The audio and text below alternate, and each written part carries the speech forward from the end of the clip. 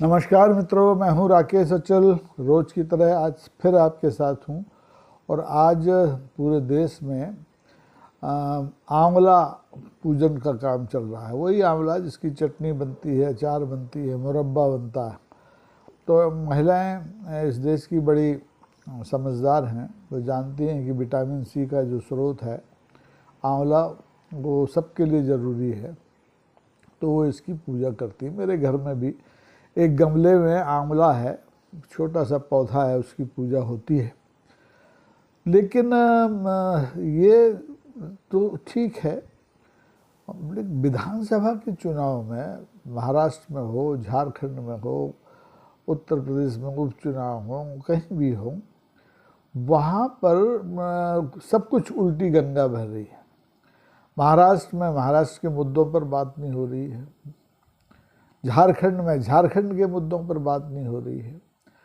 और ऐसे लोगों को, ऐसे विषयों को इस चुनाव प्रचार में सामने रखा जा रहा है जिनका कि इस चुनाव से कोई लेना देना नहीं है। हमारे यहाँ कहते हैं आम बोलचाल में कि पुरानी ऐसी इनरिलेवेंट अप्रासंगिक बातों पर भाषण देना, जनता को लुभाना वोट के लिए, ये गड़े मुर्दे उखाड़ने जैसा है। अब गड़े मुर्दे उखाड़ना में भी वही संकट है कि ये जो जुमला है ये सनातनी नहीं है, हिंदुओं का नहीं है, क्योंकि इसमें मुर्दे हैं। हमारे यहाँ हिंदी में तो कुछ पार्थिव देव होती है, शव होता है, वगैरह वगैरह। तो अभी आप देख रहे होंगे कि महाराष्ट्र के चुनाव में और झारखंड के चुनाव में हमारे जो नेता हैं, चाहे वो सत्तारूढ़ दल के हों, चाहे वो विपक्षी हों, सब एक दूसरे के विपक्षी हैं। सत्तारूढ़ होने से कोई ख़ास फर्क नहीं पड़ता, कभी न कभी कोई ना कोई सत्तारूढ़ होता है, कभी न कभी कोई ना कोई विपक्ष में होता है। तो इन दिनों हमारी जो सबसे बड़ी दुनिया की पार्टी है भारतीय जनता पार्टी, उसके नेता इस मामले में अप्रासंगिक इनरिलेवेंट बातें करने में सबसे आगे हैं। अभी आपने देखा था, मैंने एक दो दिन पहले बात की थी कि इन चुनावों में संविधान के अनुच्छेद 370 की बहुत चर्चा हो रही है। अब 370 का महाराष्ट्र से, झारखंड से, उत्तर प्रदेश से, वायनाड केरल से क्या लेना देना है भाई? आप यहाँ के स्थानीय मुद्दों की बात कीजिए। जो अनुच्छेद 370 है वो तो अतीत की बात हो गई। जम्मू कश्मीर में किसी ज़माने में लगा करता था और 5 अगस्त 2019 के बाद वो कालातीत समाप्त हो गया, विलोपित हो गया, देश की संसद ने किया। तो जो चीज़ है ही नहीं उस पर चर्चा क्यों की जाए, लेकिन की जाती है। ऐसे ही आपने देखा होगा अभी चुनाव में शिवसेना के जो संस्थापक रहे हैं बाला साहब ठाकरे, उनका जिक्र आ रहा है। भारतीय जनता पार्टी के एक नेता हैं नारायण राणे, वो कहते हैं कि अगर बाला साहब आज जिंदा होते तो वो उद्धव ठाकरे को, अपने बेटे को, हिंदू विरोधी राजनीतिक दलों से तालमेल करने के कारण जूतों से मारते। अरे भैया, जब वो हैं ही नहीं तो मारते कैसे? उनके बाद, उनके जाने के बाद उनके बेटों ने जो कुछ किया उसका फैसला अब वो ऊपर से तो करेंगे नहीं, वो जनता करेगी। और जनता ने किया। जनता ने जो उद्धव ठाकरे साहब हैं उनको मुख्यमंत्री के पद पर बैठाया। लेकिन जो सत्ता के प्रति बहुत ज़्यादा उतावले लोग हैं, उन्होंने उनकी शिवसेना को तोड़ दिया। अब शिवसेना जो हिंदुत्ववादी पार्टी रही है उसको तोड़ना भी तो उतना ही बड़ा पाप है।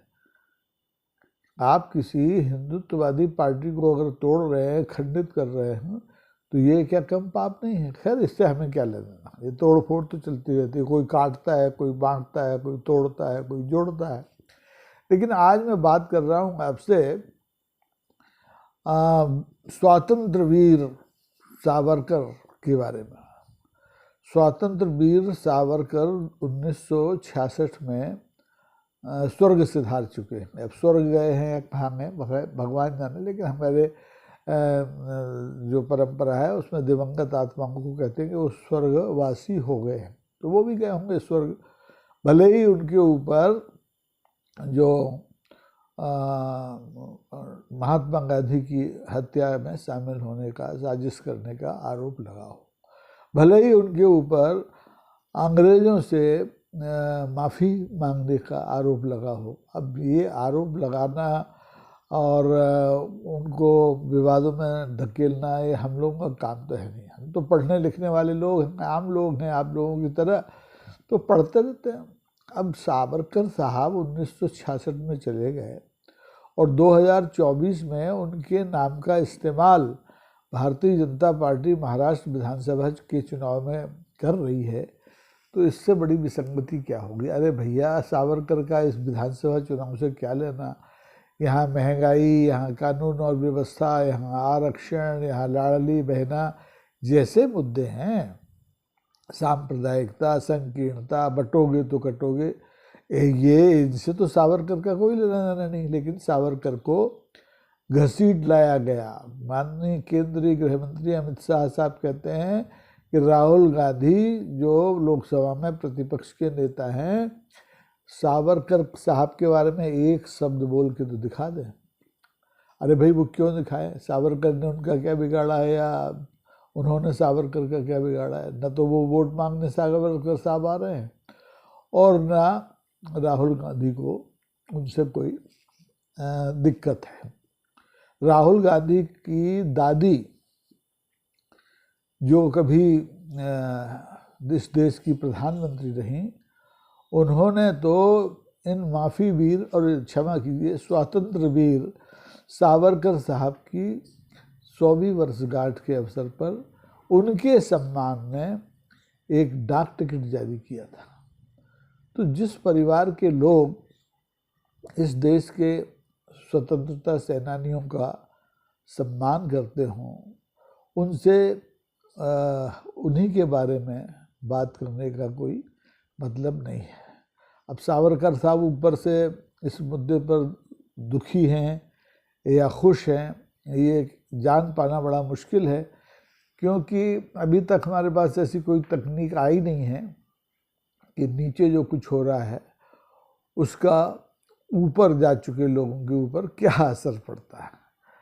अब आएगी तकनीक, हो सकता है भविष्य में आए। जब AI तकनीक आ गई है तो ये तकनीक भी आएगी कि हमारी गतिविधियों का, हमारे विचारों का, हमारे भाषणों का दिवंगत आत्माओं पर क्या असर पड़ता है, इसका पता हमें चल जाए।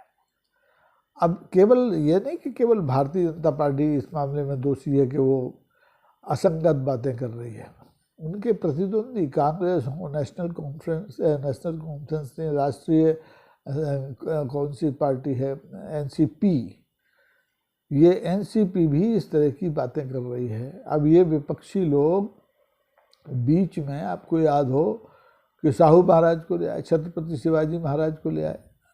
अब शिवाजी महाराज तो पूज्य हैं, महाराष्ट्र के घर घर में पूजे जाते हैं। देश में उनकी वीरता के, उनकी ईमानदारी के, उनके सदचरित्र के ढेरों किस्से, सब नतमस्तक है, वो किसी भी पार्टी के हों। और ख़ास तौर पर साहू साहब जब से छत्रपति शिवाजी साहब महाराज, तो उसके समय, उनके समय में इस तरह की पार्टी बाजी होती भी नहीं थी। राजनीति भी इस तरह की नहीं थी कि कटोगे तो बटोगे, एक रहोगे तो सेफ रहोगे, जुड़ोगे तो जीतोगे, वगैरह वगैरह। लेकिन छत्रपति शिवाजी महाराज इस विधानसभा चुनाव का एक मुद्दा है, क्योंकि उनकी एक प्रतिमा थी जो बनाई थी महाराष्ट्र की मौजूदा सरकार ने, महायुति की सरकार ने, वो टूट गई। अब वो टूट गई तो ठीक है, उनका जिक्र हो सकता है, लेकिन सावरकर का तो बिल्कुल नहीं होना चाहिए, क्योंकि सावरकर बेचारे इस तरह की राजनीति में हिस्सेदारी करने के लिए हमारे बीच है नहीं। उनके विचार हैं, अब विचार तो सबके हैं, गॉडसे के भी विचार हैं, महात्मा गांधी के भी विचार हैं, नेहरू के भी विचार हैं, गोलवलकर के भी विचार हैं, श्यामा प्रसाद मुखर्जी के भी विचार हैं। तो विचार तो मरते नहीं, विचार सुप्त हो जाते हैं, लुप्त हो जाते हैं, उनका तारत्व जो होता है वो कम हो जाता है। लेकिन राजनीति बेपटरी हो करके असली मुद्दों पर लोगों से बात करने की बजाय, लोगों से समर्थन मांगने की बजाय हमारे दिवंगत आत्माओं के नाम पर जब वोट मांगती है तो हैरानी होती है। अब आपको हैरानी होती है कि नहीं होती ये तो मैं नहीं जानता, लेकिन महाराष्ट्र की जनता को जरूर हैरानी होती होगी, हो रही होगी, लेकिन बेचारी बोलेगी क्या? वो तो जिस दिन मतदान करने जाएगी उस दिन अपनी प्रतिक्रिया देगी। अब ऐसे ही आप बगल में चले जाइए झारखंड में। अब झारखंड में हेमंत सोरेन और चुनाव लड़ रहे हैं। चंपई सोरेन उनके सामने, उनके पिताजी के पुराने दोस्त। अब वो भारतीय जनता पार्टी के नेता हैं, पहले झारखंड मुक्ति मोर्चा के वरिष्ठ नेता होते थे। तो हमारे यहाँ दल बदल करना उतना ही आसान है जैसे स्नान के बाद चड्डी बनियान बदलना, गमछा बदलना। तो उस पर मैं बात नहीं करूँगा, वो मेरा विषय नहीं है। मेरा विषय वही है कि उस चुनाव में भी उन लोगों को बीच बीच में खींच के लाया जा रहा है जो कि इस चुनाव से दूर दूर तक वास्ता नहीं रखते। अब आदिवासियों के भगवान बिरसा मुंडा, उनका जिक्र बार बार भारतीय जनता पार्टी की ओर से किया जा रहा है, और भारतीय जनता पार्टी के नेता बार बार हेमंत सोरेन के ऊपर मुंडा साहब के अपमान का आरोप लगा रही है। कहते हैं सोरेन साहब भ्रष्ट हैं, उन्होंने आदिवासी अस्मिता का सत्यानाश कर दिया है। अब साहब ये वहाँ के आदिवासी जाने और वहाँ के नेता जाने। अब हम लोग हैं, जैसे हमारे गृह मंत्री हैं, हमारे प्रधानमंत्री हैं, ये तो झारखंड के रहने वाले हैं नहीं, ये महाराष्ट्र के भी रहने वाले नहीं हैं, ये उत्तर प्रदेश के भी रहने वाले नहीं, ये गुजरात के रहने वाले हैं। तो गुजरात का कोई मुद्दा हो तो बात अलग है, इन्हें कहने का अधिकार है, लेकिन ये बिना अधिकार के सब कुछ इसलिए कह रहे हैं कि ये सत्ता में है। सत्ता में है तो समर्थ हैं, और समर्थ हैं तो उनको कोई दोष लगता नहीं। ये गोस्वामी तुलसीदास जी महाराज 500 साल पहले कह चुके हैं कि समर्थ को नहीं दोष गोसाई, और रवि पावक सुरसर की नाई। तो ये 5 जो हैं, रवि, पावक, सुरसरी, गंगा, इन चीज़ों को कभी कोई दोष नहीं लगता, ये जो करें सो ठीक है। तो मुझे लगता है कि हमारे जो नेता हैं वो चाहे सत्ता में हों चाहे सत्ता में नहीं हों, वो समर्थ हैं कुछ भी बोलने में, कुछ भी बेसिर पैर का। इन रिलेवेंट तो अंग्रेजी में कहते हैं, हिंदी में अप्रासंगिक कहते हैं, लेकिन आम बोलचाल में इसे कहते हैं बेसिर पैर की बातें करना। अरे भाई, आप महाराष्ट्र में आपकी सरकार है, आप अपनी सरकार की उपलब्धियों की बात करिए। झारखंड में आपकी सरकार नहीं है तो वहाँ आप सरकार में आने के बाद क्या करने वाले हैं इसकी बात करिए। सो नहीं होगा, सो तो बस एक औपचारिक रूप से आपने अपना संकल्प पत्र जारी कर दिया और काम समाप्त। गाल जब बजेंगे तो उनसे इनरिलेवेंट आवाज़ें निकलेंगी, बिरसा मुंडा निकलेंगे, सावरकर निकलेंगे, साहू साहब निकलेंगे। तो आखिर होगा क्या? ये देश मुद्दों पर आधारित राजनीति करने में कब समर्थ होगा? 75, 77, 78 साल तो हो गए। एक ज़माना था जब हम लोग छात्र थे तो इस देश में नारा लगता था गरीबी हटाओ, हमें भी बड़ा अच्छा लगता था, बड़ा मौलिक नारा था। आज का जो नारा है ना, बटोगे तो कटोगे, उससे बहुत ज़्यादा अच्छा था, क्योंकि गरीब देश में बहुत थे उस समय।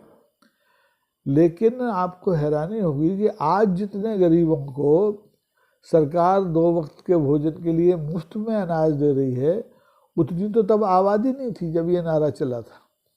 लेकिन आज गरीबी हटाओ के बारे में कोई बात नहीं कहता। सब बात होती है कि अगर इस तरफ से आप सुनेंगे, इस कान से सुनेंगे, तो कहेंगे कांग्रेस हटाओ, कांग्रेस विहीन भारत कर दो, कांग्रेस को धारा 370 की तरह हमेशा के लिए समाप्त कर दो। और इस कान से सुनेंगे तो आपको सुनाई देगा भारतीय जनता पार्टी को हटाओ, मोदी को हटाओ, शाह को हटाओ। अरे भाई, ये लोग तो अपने आप हट जाएंगे, अपने कर्मों से हटते हैं। कांग्रेस वाले हट गए, उसके पहले कांग्रेस का वामपंथियों से बड़ा याराना था, वामपंथी हट गए, समाजवादी हट गए, उत्तर प्रदेश में कहाँ है समाजवादी, और अगर बिहार में हैं भी सत्ता में समाजवादी तो वो किन के साथ हैं, भारतीय जनता पार्टी के पास, जिसे आप हिंदूवादी, राष्ट्रवादी और जाने कौन कौन सी वादी पार्टी कहते हैं। तो ये फैसला हटाने का, महिमा मंडित करने का ये जनता के हाथ में है, और जनता अपना काम गाहे बगाहे करती है। हालांकि उसके समानांतर जब चुनाव होते हैं तो सत्ता और मशीन और मशीनरी ये भी अपना काम करने से चूकती नहीं है। आप लाख चिल्लाते रहिए, आप लाख दलीलें देते रहिए, अदालतों के, चुनाव आयोग के दरवाजे खटखटाते रहिए, कोई कहीं इस चीज़ को रोक नहीं पाता है। सब अपना अपना काम करते, नेता अपना काम कर रहे हैं, सत्ता अपना काम कर रही है, मशीनें अपना काम कर रही हैं, मशीनरी अपना काम कर रही है। ऐसे में लोकतंत्र फिर भी चल रहा है, जीवित है। यहाँ उसकी स्थिति पाकिस्तान के लोकतंत्र जैसी नहीं है, बांग्लादेश के लोकतंत्र जैसी नहीं है। यहाँ का लोकतंत्र सोवियत संघ, जो पुराना सोवियत संघ, रूस का जो लोकतंत्र है उससे बिल्कुल हटके है। लेकिन दुर्भाग्य यही है कि हम इनरिलेवेंट बातों पर, अप्रासंगिक बातों पर राजनीति करने में दक्ष हैं, और इसको रोकने के बारे में कोई नहीं सोच रहा है। ना हमारे प्रधानमंत्री जी सोच रहे हैं, ना हमारे गृह मंत्री जी सोच रहे हैं, ना हमारे लोकसभा में प्रतिपक्ष के नेता सोच रहे हैं, ना हमारे मिस्टर जो क्लीन हैं, मिस्टर क्लीन तो अब ऊपर चले गए, लेकिन सुशासन बाबू जिन्हें कहते हैं ना, वो सोच रहे हैं। सब उल्टी गंगा बहाने में लगे हैं, और ऐसे विषयों पर, ऐसे नामों पर चुनाव लड़ना चाहते हैं जिनका कि जनता की समस्याओं से कोई लेना देना नहीं है। अब जनता के सपनों में रंग भरने न तो सावरकर आएंगे, न नेहरू आएंगे, न इंदिरा गांधी आएंगी, न छत्रपति शिवाजी आएंगे। उनके सपनों में रंग भरने का काम तो जो लोग मौजूद हैं, महाराष्ट्र में एकनाथ शिंदे साहब हैं, देवेंद्र फडणवीस हैं, उद्धव ठाकरे हैं, अजित पवार साहब हैं, ऐसे ही आप उधर चले जाएं, झारखंड में हेमंत सोरेन हैं, चंपई सोरेन हैं, और वो बाबूलाल मरांडी हैं, कई लोग हैं। ये लोग करेंगे ना। तो ये अपने बारे में, अपनी उपलब्धियों के बारे में, अपने अनुभवों के बारे में कोई बात नहीं करना चाहते। बीच बीच में घसीट के कभी सावरकर को ले आते हैं, कभी शिवाजी महाराज को ले आते हैं, कभी बिरसा मुंडा को ले आते हैं। तो भैया अब बहुत हो गया, माफ़ कर दीजिए, ये चीज़ें बहुत दिनों तक चलेंगी नहीं। जनता अगर जागेगी तो जवाब देना मुश्किल हो जाएगा। इसलिए सबके साथ चलिए, सबका विकास कीजिए, और जो नहीं है, चाहे वो स्वतंत्र वीर सावरकर हों, चाहे वो पंडित जवाहरलाल नेहरू हों, चाहे वो छत्रपति शिवाजी महाराज हों, कोई भी हो, कोई भी हमारा अतीत का हीरो हो, अतीत का विलेन हो, महात्मा गांधी हो, हमारे गॉडसे बाबू हों, इन सबको भूल जाइए। आज की राजनीति में इन सब की ज़रूरत फ़िलहाल नहीं है। इनके विचारों को लेकर जो लोग जिस ढंग से राजनीति कर रहे हैं वो दुनिया देख रही है, जनता भी देख रही है। इनसे कुछ छुपा नहीं है, जनता से कुछ छुपा नहीं है। इसलिए कृपा करके जनता की आंखों में धूल झोंकने का अपराध, असभ्य अपराध, दुर्दांत और जघन्य अपराध करना बंद करिए, अन्यथा रसातल जय है।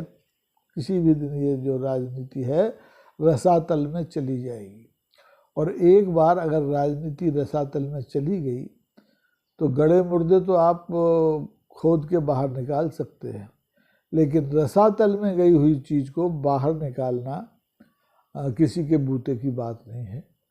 तो कोशिश कीजिए कि इस देश की जो सनातन बार बार मैं कहता हूँ, सभ्यता है, संस्कृति है, भाषा है, सद्भाव है, सौहार्द है, उसको बचाइए, और असंगत मुद्दों पर चुनाव मत लड़िए, और नहीं मानेंगे तो जनता मनवा देगी।